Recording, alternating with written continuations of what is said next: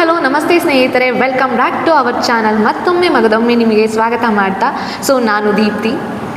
ನಮ್ಮ ಚಾನಲ್ನ ಯಾರ್ಯಾರು ಹೊಸದಾಗಿ ನೋಡ್ತಾ ಇದ್ದೀರಾ ಎಲ್ಲರೂ ಕೂಡ ನಮ್ಮ ಚಾನಲ್ಗೆ ಲೈಕ್ ಮಾಡಿ, ಶೇರ್ ಮಾಡಿ, ಕಮೆಂಟ್ ಮಾಡಿ, ಹಾಗೆ ಸಬ್ಸ್ಕ್ರೈಬ್ ಮಾಡದೆ ನೋಡ್ತಾ ಇರೋರು ದಯವಿಟ್ಟು ಸಬ್ಸ್ಕ್ರೈಬ್ ಮಾಡಿ ಅಂತ ಹೇಳ್ತಾ ಪಕ್ಕದಲ್ಲಿರುವಂತಹ ಬೆಲ್ ಬಟನ್ನ ಕ್ಲಿಕ್ ಮಾಡಿ. ಹಾಗೆ ಈ ವಿಡಿಯೋನ ಶುರು ಮಾಡೋಣ ಬನ್ನಿ ಸ್ನೇಹಿತರೆ.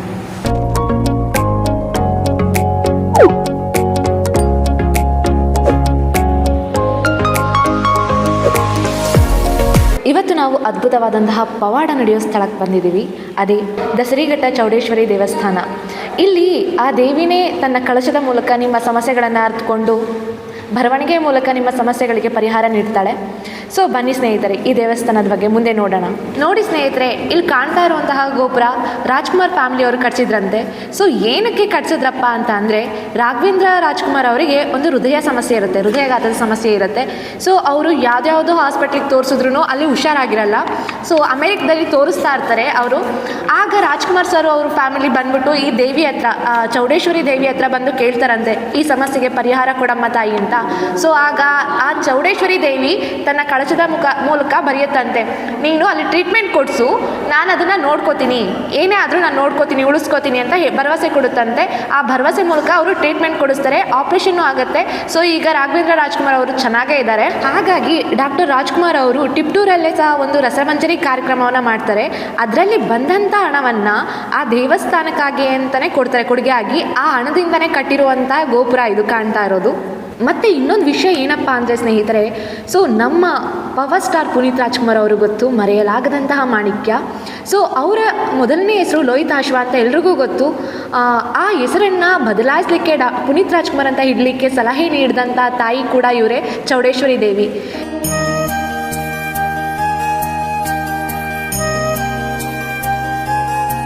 ಈ ದೇವಸ್ಥಾನಕ್ಕೆ 400 ವರ್ಷಗಳ ಇತಿಹಾಸ ಇದ್ದು ಸ್ನೇಹಿತರೆ, ಇದು ಪುರಾಣಗಳ ಪ್ರಕಾರ ದಶಂತ ಮಹಾರಾಜ ರಾಜ ಪರಿವೀಕ್ಷಣೆಗಾಗಿ ಬರುವಾಗ ಇದೊಂದು ಸ್ಥಳ ಫಸ್ಟು ಉತ್ತವಾಗಿರುತ್ತಂತೆ.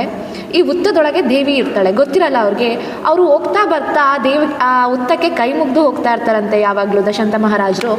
ಒಂದಿನ ಹಾಗೆ ಮಾಡುವಾಗ ಆ ದೇವಸ್ಥಾನ ಏನೋ ಒಂದು ಆಕರ್ಷಣೀಯವಾಗಿ ಸೆಳೆಯತ್ತಂತೆ ಅವರನ್ನು. ಆವಾಗ ಅವರು ಅಲ್ಲಿಗೆ ಬಂದು ಕೈ ಮುಗಿತಾ ಕಣ್ಮುಚ್ಚಿ ಭಕ್ತಿಯಿಂದ ಬೇಡ್ಕೋತಾ ಇರ್ತಾರಂತೆ, ನನ್ನ ರಾಜ್ಯದ ಜನ ಎಲ್ಲ ಸುಗಮವಾಗಿ, ಸುರಕ್ಷಿತವಾಗಿ, ಸುಭೀಕ್ಷವಾಗಿ ಇರಬೇಕು ಅಂತ ಕೇಳ್ಕೊಳ್ಳುವಾಗ ಆ ತಾಯಿ ಆವಾಗ ದರ್ಶನ ಕೊಡ್ತಾಳಂತೆ ಅವರಿಗೆ. ತಕ್ಷಣ ನೀಡಿದಾಗ ರಾಜರು ಕೇಳ್ತಾರಂತೆ, ತಾಯಿ ನಿನ್ನ ಮುಂದಿನ ಪವಾಡ ಏನು ತಾಯಿ, ಮುಂದಿನ ಪೀಳಿಗೆಗೆ ಅಂತ ಕೇಳಿದಾಗ ತಾಯಿ ಹೇಳ್ತಾಳಂತೆ, ನನ್ನ ಬರವಣಿಗೆಯ ಮೂಲಕ ಜನರ ಸಮಸ್ಯೆಗಳಿಗೆ ಪರಿಹಾರ ನೀಡ್ತೀನಿ, ಆ ಜನರ ಸಮಸ್ಯೆಗಳಿಗೆ ಪರಿಹಾರ ನೀಡ್ತಾ ನಾನು ಇಲ್ಲೇ ಅವರ ಯೋಗಕ್ಷೇಮವನ್ನು ನೋಡ್ಕೋತೀನಿ ಅಂತ ಹೇಳಿ ಇಲ್ಲೇ ತಾಯಿ ಇಲ್ಲಿ ನೆಲೆಸ್ತಾಳಂತೆ.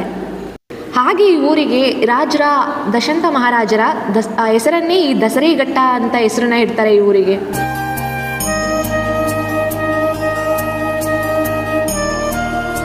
ನೋಡಿ ಸ್ನೇಹಿತರೆ, ನೀವು ನೋಡ್ತಾ ಇರುವಂತಹ ದೇವಸ್ಥಾನ ಇದು 35 ವರ್ಷಗಳ ಹಿಂದೆ ಈ ಸ್ಥಿತಿಯಲ್ಲಿರಲಿಲ್ಲ.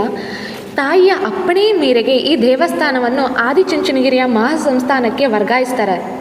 ಅವಾಗಿದ್ದ ಬಾಲಗಂಗಾಧರನಾಥ ಸ್ವಾಮೀಜಿಯವರು ಇದನ್ನು ಜೀರ್ಣೋದ್ಧಾರ ಮಾಡ್ತಾರೆ. ಈ ಜೀರ್ಣೋದ್ಧಾರ ಮಾಡಿ ಇಲ್ಲಿ ಒಂದು ಅವರ ಶಾಖಾ ಮಠವನ್ನಾಗಿ ಮಾಡಬೇಕು ಅಂತ ದೇವಸ್ಥಾನವನ್ನು ಆದಿಚುಂಚನಗಿರಿಯ ಶಾಖಾ ಮಠವನ್ನಾಗಿ ನೇಮಿಸ್ತಾರೆ. ಈಗ ಪ್ರಸ್ತುತವಾಗಿ ಚಂದ್ರಶೇಖರನಾಥ ಸ್ವಾಮೀಜಿಗಳು ಇದನ್ನು ನಡೆಸ್ಕೊಂಡು ಹೋಗ್ತಾ ಇದ್ದಾರೆ.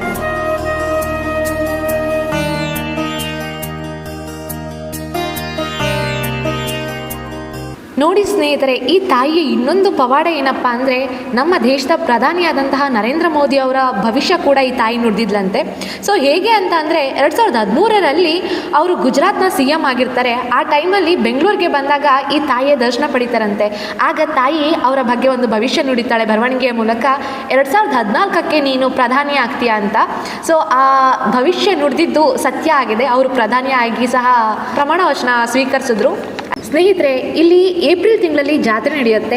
ಹಾಗೆ ಇಲ್ಲಿ ಹೇಗಪ್ಪ ಜಾತ್ರೆ ನಡೆಯೋದು ಅಂತ ಅಂದರೆ, ತಾಯಿ ಮುಳ್ಳಿನ ಗದ್ದೆ ಮೇಲೆ ನಡೀತಾಳೆ ಅನ್ನೋದು ಒಂದು ವಿಶೇಷವಾಗಿರುತ್ತೆ. ನಮಗೆ ಚಿಕ್ಕ ಮುಳ್ಳು ಚುಚ್ಚಿದ್ರೂ ಸಹ ಎಷ್ಟು ಪೇಯ್ನ್ ಆಗುತ್ತೆ, ಬಟ್ ಆ ತಾಯಿ ಆ ಕಾರೆ ಮುಳ್ಳಿನ ಮೇಲೆ 3 ಸಲ ಪ್ರದಕ್ಷಿಣೆ ಮಾಡ್ತಾಳಂತೆ. ಸೊ ಆ ಪ್ರದಕ್ಷಿಣೆ ಮಾಡೋಕ್ಕೂ ಗದ್ಗೆ ಏರೋಕ್ಕೂ ಮುಂಚೆ ಆದಿಚುಂಚನಗಿರಿಯ ಸಂಸ್ಥಾನದ ನಿರ್ಮಲಾನಂದ ಸ್ವಾಮೀಜಿಗಳು ಬಂದು ಅಲ್ಲಿ ಪೂಜೆ ಮಾಡ್ತಾರಂತೆ. ಆ ಪೂಜೆ ಮಾಡಿದ ಮೇಲೆ ತಾಯಿ ಗದ್ಗೆಗೇರಿ ಆ ಮುಳ್ಳಿನ ಗದ್ಗೆ ಮೇಲೆ 3 ಸಲ ಪ್ರದಕ್ಷಿಣೆ ಆಗ್ತಾಳಂತೆ ತಾಯಿ. ಆ 3 ಸಲ ಪ್ರದಕ್ಷಿಣೆ ಆದಮೇಲೆ ಅವರ ಭಕ್ತಾದಿಗಳು ಅರ್ಕೆ ಕಟ್ಕೊಂಡಿರ್ತಾರಲ್ವಾ, ಸೊ ಅವರೆಲ್ಲ ಬಂದ್ಬಿಟ್ಟು ಆ ಮುಳ್ಳಿನ ಗದ್ಗೆ ಮೇಲೆ ನಡೀತಾರಂತೆ. ಹಾಗೆ ಸ್ನೇಹಿತರೆ, ಈ ದೇವಸ್ಥಾನದಲ್ಲಿ ತಾಯಿಗೆ ನವರಾತ್ರಿಯಲ್ಲಿ 9 ದಿನವೂ ಸಹ ವಿಶೇಷವಾದಂತಹ ಪೂಜೆ ನಡೆಯುತ್ತೆ. ವಿಶೇಷವಾದಂತಹ 9 ದಿನವೂ ಅಲಂಕಾರಗಳಿರುತ್ತೆ. ಆ ತಾಯಿನ ಆವಾಗ ನೋಡಲಿಕ್ಕೆ ಆ ಕಣ್ಣು ತುಂಬಿ ಬರುತ್ತೆ ಅಂತ ಹೇಳ್ತಾರೆ. 9 ದಿವಸ 9 ಅಲಂಕಾರ ಮಾಡ್ತಾರೆ ನವರಾತ್ರಿ. ದೊಡ್ಡವರು ಬರ್ತಾರೆ, ನಿರ್ಮಲಾನಂದ ಸ್ವಾಮೀಜಿಯವರು ಬರ್ತಾರೆ, ಅವರು ಕೂತ್ಕೋತಾರೆ. ಅವರಿಗೆ ಆಶ್ಚರ್ಯ ಆಗುತ್ತೆ ಈ ತಾಯಿ ಏನು ಶಕ್ತಿ ಅನ್ನೋದು. ಆ ಮುಳ್ಳಿ ಮೇಲೆ 3 ಸಲ ಹತ್ತುತ್ತಾಳೆ. ಆ ಮುಳ್ಳಿ ಮೇಲೆ 3 ಸಲ ಹತ್ತಿ ಬೇರೆ ಜನನು ಆಗ ಹತ್ಬೋದು. ಇವರು ಬೇರೆಯವರೆಲ್ಲ ಹತ್ಬೋದು, ಯಾರು ಏನೂ ಆಗಲ್ಲ. ಸ್ನೇಹಿತರೆ, ಇಲ್ಲಿಗೆ ನೀವು ಭೇಟಿ ನೀಡಬೇಕು ಅಂದರೆ ಮಂಗಳವಾರ ಮತ್ತು ಶುಕ್ರವಾರ 10ರಿಂದ 4 ಗಂಟೆ ತನಕ ತಾಯಿ ತನ್ನ ಬರವಣಿಗೆ ಮೂಲಕ ನಿಮ್ಮ ಸಮಸ್ಯೆಗಳಿಗೆ ಪರಿಹಾರ ನೀಡ್ತಾರೆ. ಮತ್ತು ಶನಿವಾರ ಮತ್ತು ಭಾನುವಾರ 10ರಿಂದ 5 ಗಂಟೆ ತನಕ ಇರುತ್ತೆ. ಹಾಗೆ ಅಮಾವಾಸ್ಯೆ ಹುಣ್ಣಿಮೆಯಲ್ಲಿ ಸಹ ದೇವಸ್ಥಾನದಲ್ಲೇ ಇರ್ತಾಳೆ ತಾಯಿ, ಎಲ್ಲೂ ಹೋಗಲ್ಲ. ಆವಾಗ ವಿಶೇಷವಾದಂತಹ ಪೂಜೆಗಳು ನಡೆಯುತ್ತೆ.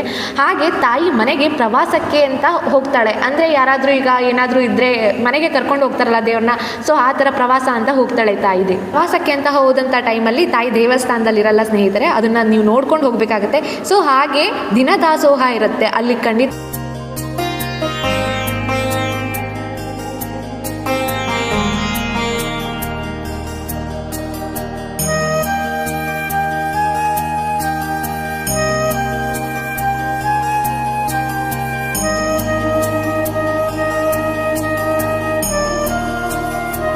ಸ್ನೇಹಿತರೆ, ನೀವು ಸಹ ಈ ದೇವಸ್ಥಾನಕ್ಕೆ ಭೇಟಿ ನೀಡಬೇಕು, ತಾಯಿ ಹತ್ರ ನೀವು ನಿಮ್ಮ ಭವಿಷ್ಯವನ್ನು ಕೇಳಬೇಕು ಅಂತ ಇದ್ದರೆ ನೀವು ಈ ದೇವಸ್ಥಾನಕ್ಕೆ ಬರಲಿಕ್ಕೆ 2 ಮಾರ್ಗ ಇದೆ ಸ್ನೇಹಿತರೆ. ಒಂದು ಟಿಪ್ಟೂರಿಂದ ಸಹ ಬರ್ಬೋದು, ಚನ್ನರಾಯಪಟ್ಟಣದಿಂದ ಸಹ ಬರ್ಬೋದು.